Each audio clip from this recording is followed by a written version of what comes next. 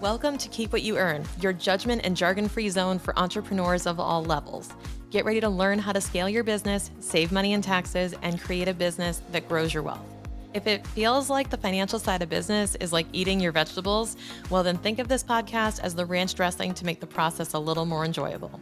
My name is Shannon Weinstein. I'm a CPA and business owner on a mission to simplify money and empower others through knowledge. I hope this episode inspires you to take action, but remember that the information we share is for educational purposes only and is not individual tax advice. Now that we got that out of the way, let's start the show.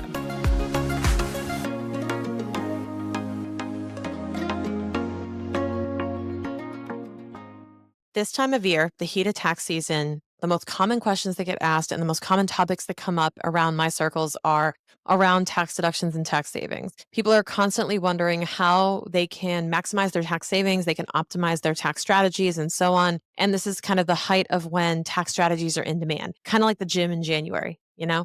They feel the pain point of a big tax bill and they want to optimize their strategies and save more in taxes. I totally get that. Now, here is the biggest thing I'm noticing though, is I think that you're probably overthinking your tax deductions. And I want to make my messaging super clear on this. I am not anti-tax strategy, but I am very particular about which strategies get implemented for my clients because there's a lot of stuff flying around, especially on the internet, around, oh, you can hire your kids and do this. You can do the Augusta rule, rent out your house. You can do all these fancy little tricks. You can kind of backdoor this thing, backdoor that thing. And sometimes they work. Sometimes. And for the most part, by the way, these are all legit strategies. They actually work, or, most of them do. Some of the TikTok stuff's a little questionable, but a lot of them do work and they're legit. But are they the best way for you to spend your money and time implementing them? I know several people who have paid tax strategists thousands and thousands of dollars to save them thousands and thousands of dollars. But to maintain these strategies, it costs the business owner roughly, we'll say 3 to 4 hours per month to maintain documentation or to, do certain things that they have to do. Like, for example, I'll give you an example of one that came up recently where I actually had it was a colleague of mine, well, a fellow business owner who I was talking to and met in a networking event. And they said that they lived in Puerto Rico for a couple of years to save money in taxes. And I said, well, do you enjoy Puerto Rico? And they said, kind of. Like, I wouldn't have lived there otherwise if it weren't for the tax savings. I said, do you speak Spanish? No. Do you enjoy living in warm climates? No, I don't really, actually. Okay, then why did you do that? Well, I was going to make 7 figures that year and I was scared of the tax bill. And I just fundamentally can't understand making major life decisions like that, whether it be getting married, not getting married, relocating, not relocating, solely because of the tax impact of those decisions in the tax law here and now, because the tax laws can change.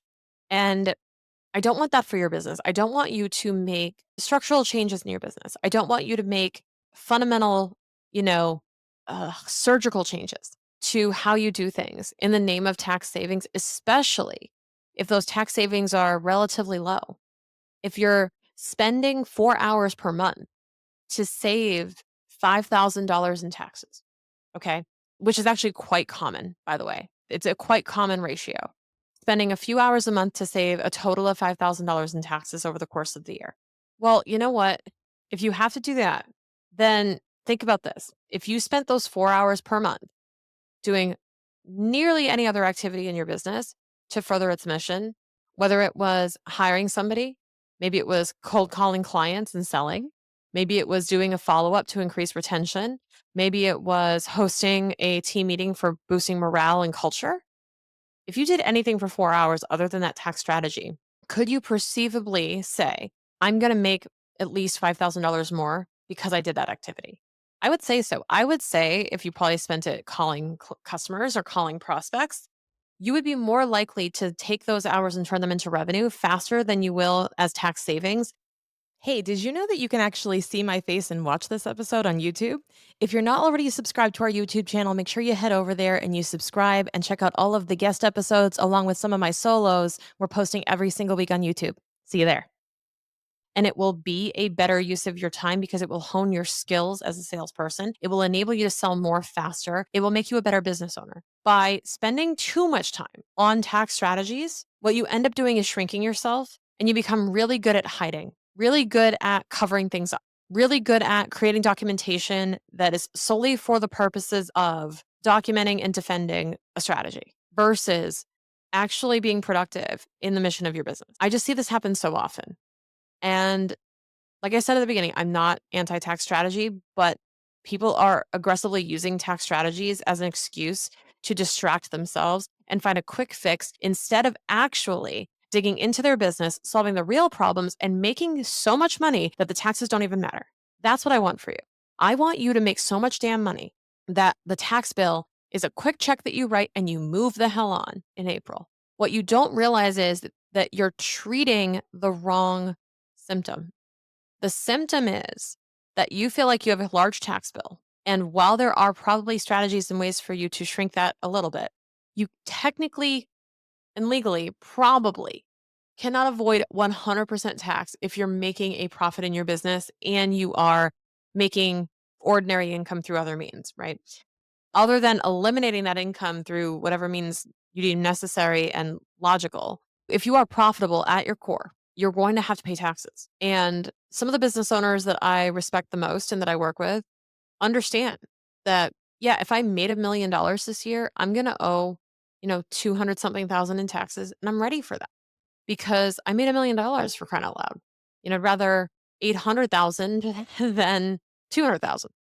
So instead of focusing on shrinking your business and making it look smaller, what if we just focus that attention on growing a profitable, cash flowing, high enterprise value business?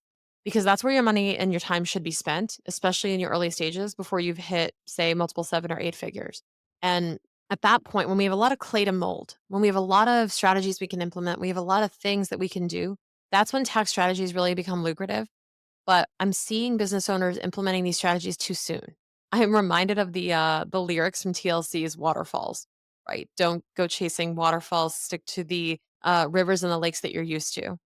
And I don't want people chasing tech strategies that are, these epic influencers are doing that are buying private jets or they're putting a bunch of their personal stuff through because you know what? They can afford the giant tax bill when they get caught.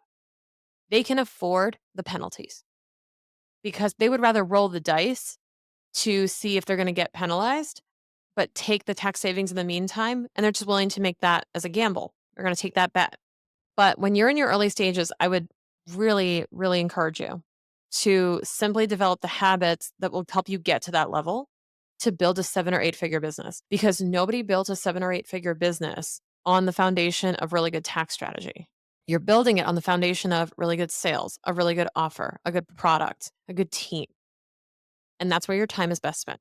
So if you take anything away from this episode, just trust me when I say that tax strategies in general, apart from a few things, side note, love my S Corp, right? Love my S Corp strategy. But other than electing the S Corp, other than a few other little deduction maximizing things you can do, you have to do a cutoff of how much time you're willing to spend on this before you just redirect your focus and attention on other things while you grow. If you are a growing business, avoid this distraction at all costs.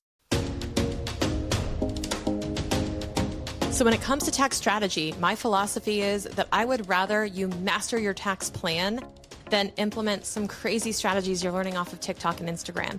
And that's why we use power sessions to dedicate some time with you to create a pro forma tax return. This enables you to predict your tax outcome, to take the surprise out of that surprise tax bill, and to enable you to use your resources better instead of overpaying Uncle Sam. If you're interested in learning more, check the link in the show notes to learn more about our power sessions.